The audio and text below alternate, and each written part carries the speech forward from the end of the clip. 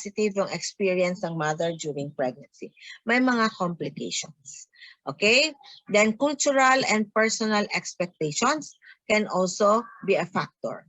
Pre-pregnant health and biophysical preparedness for childbearing. Is the mother prepared physically, psychologically, no? And financially. Very important. Kasi walang nanganganak ng libre po, no? Unless you are an indigent, considered as indigent, then the government will spend for you. Okay? Motivation for childbearing. Gustong-gusto ni mama na mabuntis siya. She is really expecting. So, yan. Then, socioeconomic status. Sinabi ko a while ago, dapat financially prepared din po si mama. Okay? Hindi po basta-basta magbuntis. Marami pong finances ang mangyayari. Mga preparations. Okay? Kasi meron tayong tinatawag na mga prenatal na mga consultations, no? In between, you really have to go have yourself checked by the obstetrician para malalaman natin kung okay si baby. Then you will undergo the diagnostic procedures, no? With regards to your pregnancy, so much that you will know that the baby is fine inside the womb, growing, healthy, no? So, hindi po yun siya libre. Okay, babayad ka sa doktor. Every checkup, magbabayad ka. Then, diagnostic, magbabayad ka. That is why socioeconomic status is very important. Ay, dili lang ko magpa-ultrasound, ma'am, kaya wala pa may kwarta. O, diba? So sad, no? Hindi prepared po. Not only the mother, but also the family for the expenses. Okay? Then, mother's age and partnered versus unpartnered status. Okay. Kung matanda na si mama, 35 is considered as elderly preemie po. So if you're planning to get pregnant at the age of 35, the delivery room and the maternity department would consider you as an elderly preemie already. You are a high-risk person when you get pregnant at this particular age. Remember always, no, at the beginning pa sinabi ko na ang age natin would depend on the development of the baby inside the womb. Healthy man ko, ma'am. Healthy ka, but your cells are aging. Diba? As we age, our cells also age. Okay? Buntis ka, may partner ka. Then, mabuntis ka, iniwan ka naman ng partner. So that this would really mean a lot. Because if kung may partner ka, meron kang kalakas ng take-off ng aeroplano. Okay? So, kung may partner ka, at least meron kang kasama in rearing, no? In taking good care of you until you give birth, as well as in child rearing. Meron kang partner. And ang iba naman dyan, accidentally nabuntis, iniwan ng partner. So, siya yung pinaka, no? Kumaga pa, maghihirap talaga because she will be dependent on her own family. Kumbaga, yung mother niya, yung father niya talaga mismo. Yun. What if hindi din supportive yung parents niya sa kanyang pregnancy? So, this pregnancy would would have a negative effect on the mother. Pag ang mother is very depressed and down, there is a possibility na magiging masakitin yung baby inside the womb. Kasi remember guys if the mother would feel very sad, the baby inside the womb also is very sad. Alright? So, ganun yung pagbubuntis. Dapat positive ang environment. Then, accessibility of prenatal care. In your area, is there a health center that caters pregnant mothers na at least man lang mapacheck up mo sarili mo, alam mo yung progress ng iyong pregnancy, and then pwede ka lang naman magbigay ng donation, di ba? Yung mga health centers natin, mga government affiliating agency, no? Kasi ito talagang maternity nursing is the one of the program that is really kumbaga kasali talaga siya sa government, no? Programs, no? In taking good care of pregnant mothers. Kasi kung hindi mo i-care ang pregnant mothers, no, yung kanyang ilalabas, would become a liability sa community, right? No? Kung magiging abnormal, kung may mga defect ang mga babies when born kasi hindi natin naalagaan ng mabuti yung buntis or na-expose siya ngayon sa mga teratogens, na nagkaroon kayo siya ng mga congenital anomalies yung mga babies niya, that is a liability, no, ng family, not only with by the community but also by the family. So mahirap po yan.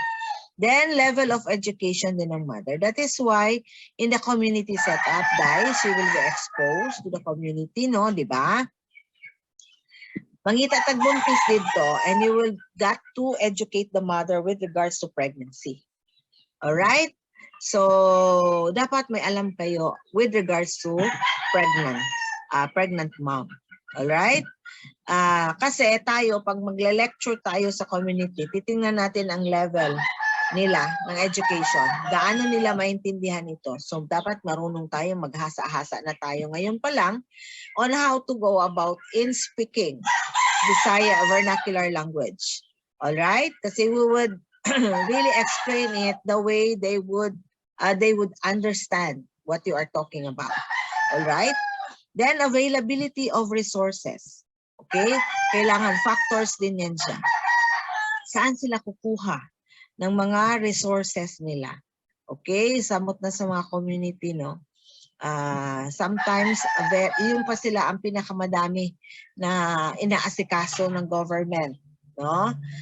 Kesa sa mga private individuals. So, kaya nga, itong maternity, isa ito sa mga program talaga ng government na kailangan lahat ng buntis sa community irehistro sa health center. No? Ganun talaga yun, guys. Ipaparehistro talaga yan. So, whenever we go to the health center, no, they would really assist us in finding asa dapit nga purok ang naay buntis. Okay? So, a barangay health worker will accompany us to that particular area and we will be the one to knock on their doors. No? We would check on lalo na kung sino yung mga hypertensive, sino yung mataas ang sugar level ng mga buntis. Okay? Then, if ever na we have enough time for the visit, no? Antenatal visit, we will be able to follow up. No? Yung mga buntis na magiging subject for our, kumbaga, family case study. No? Yun. Yun lang sa community, guys. So, hindi pa kayo ligtas, kumbaga, kung ano magagawin. Mas marami kayong gagawin when you go to the community. Alright? So, antenatal visit, what is this? Happens shortly after missing a menstrual period. Others may not come for prenatal care until later. Kung hindi pa sila sigurado, no, nabuntis sila, di na sila mo atong center. So, kung naging sila duga, the following month, hindi na sila nag-menstruate, that's the time they would say, buntis guro ko. Then they would subject themselves for check-up. So, this is the process of data gathering and analysis is ongoing. The nurse cannot expect to cover all areas during the initial antepartum visit. So, pagpunta mo doon, hindi kagad kuridas yan na maibibigay talaga ng nurse. It needs follow-up visit pag yun. No, ng mother sa nurse. Okay, the first prenatal visit is usually the longest as it includes complete health history, physical examination, including pelvic and bimanual, blood and urine testing. So you will be submitted for laboratory.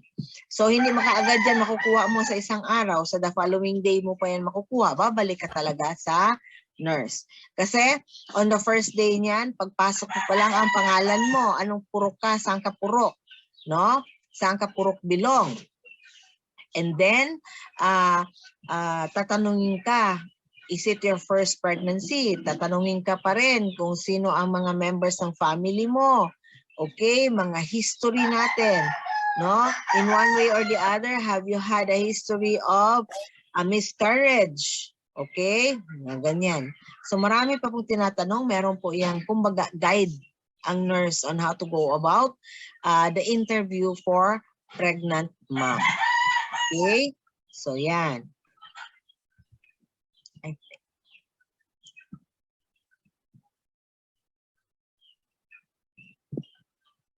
Okay, so we will go now to, okay, the schedule for prenatal visits. Okay, once a month until mag-abot siya ng 28 weeks of gestation. Kung 28 weeks of gestation, that is 7 months, right? Because we have 4 weeks in a month. And then, so 4 times 7, so 28. Tama ba ako ang akong multiplication, guys? Okay?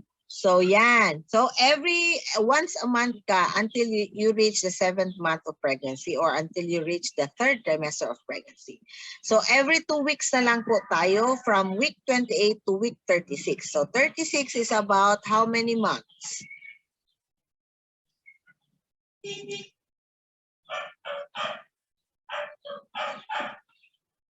Okay? Ano, ilan? Kung 7 months ang 28 weeks, so ang 36 weeks, ilang buwan na yan? 9 months.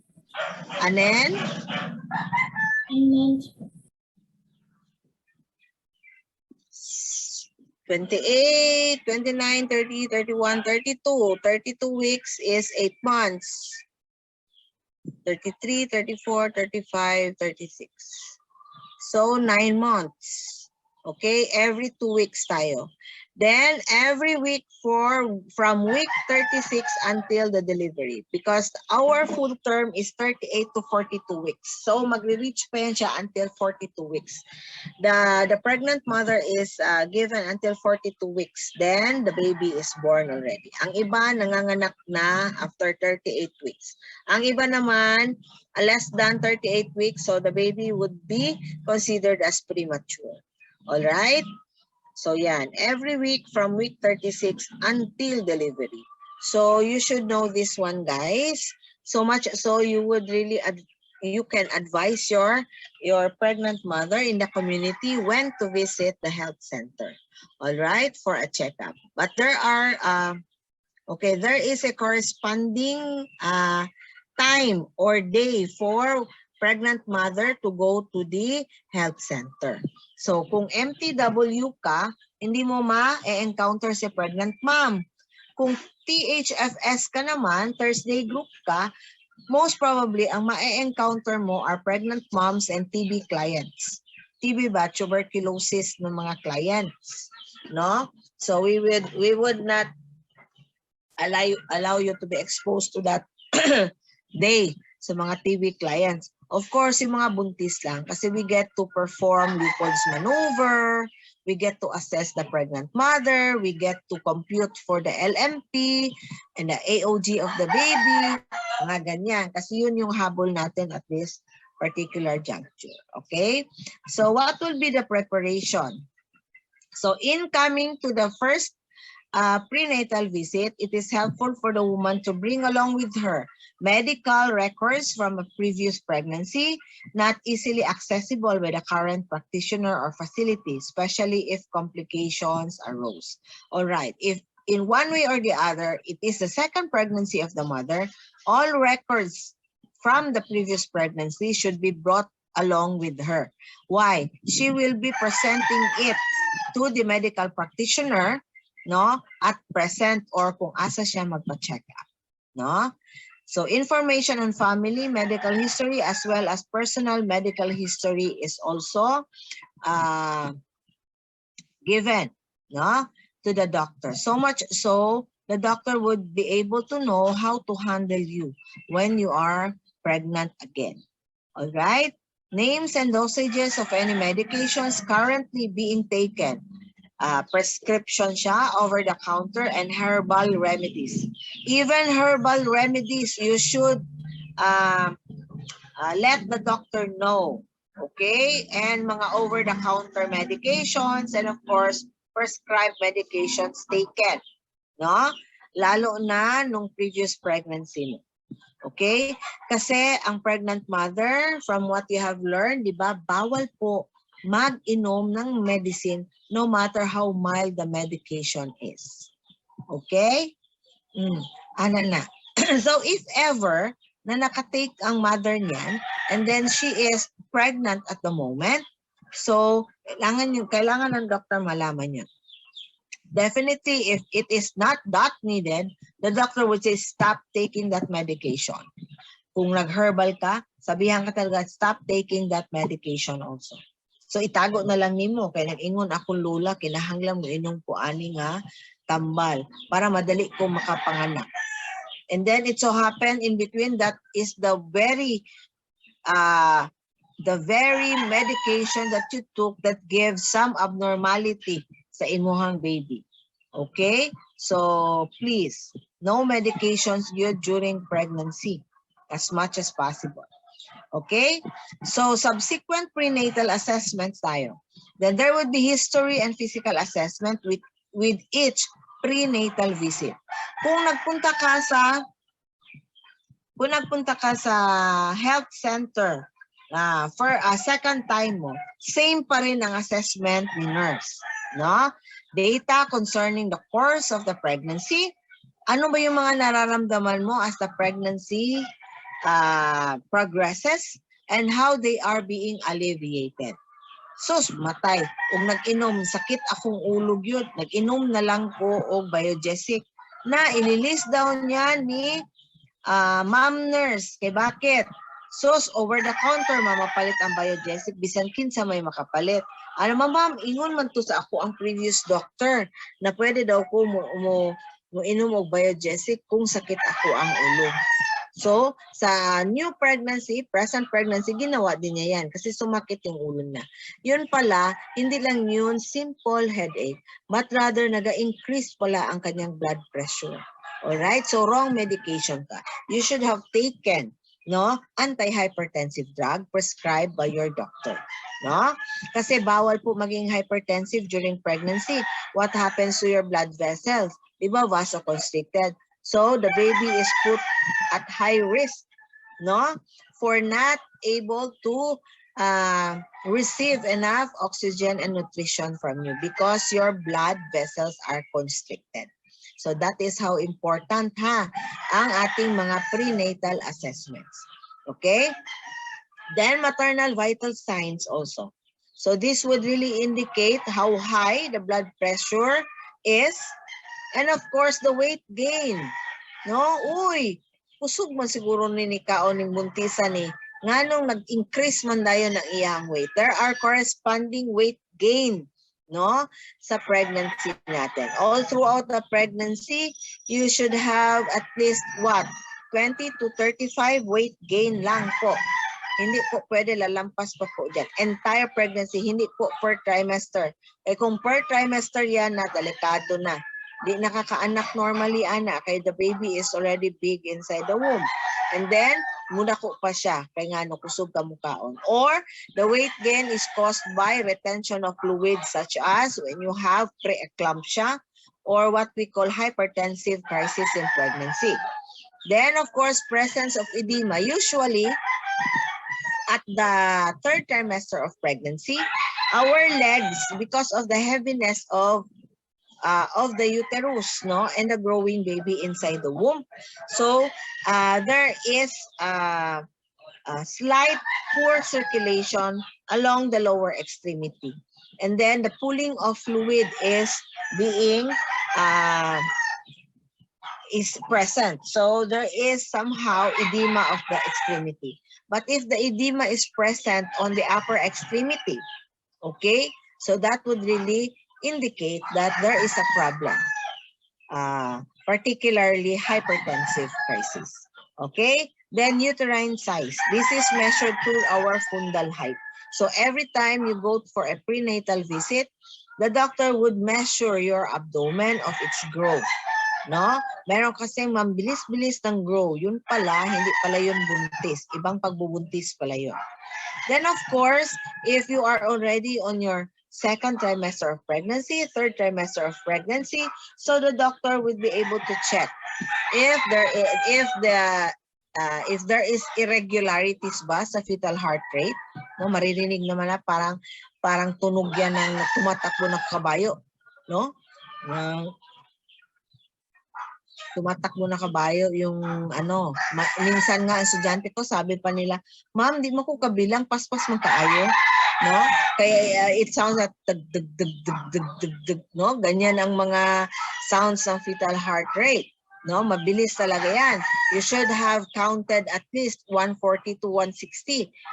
The normal would range 120 to 160, no? So paspas jud ka magbilang and you need to focus. Focus jud ka nga heart rate to. Then, what you call this one? Count jud ka. Okay? Then, we will have to check for the urine of the patient for protein and glucose. So, we will be bringing along with us our CHN bag during our second rotation. Then, kung naanay buntis, we will instruct them on how to collect the urine. Para for them, para pagka the following day, if we wanted to check if there is presence of protein and glucose sa kanyang ihi, so we can give health teachings with regards to the outcome of the test. Okay? Sa ayaw natin magkaroon ng protein ng ihi kasi the patient is high risk for hypertension. Ayaw naman natin mag-present yung urine ng glucose. Why? The patient has diabetes. Alright? Kasi minsan there is what we call gestational diabetes mellitus. So there is a hormone play dito. Why? The patient has increased glucose level in her blood. Okay? So, ang tawag dyan. So the patient is at risk for diabetes, gestational diabetes, only during pregnancy. When you say gestational, it happens only during pregnancy.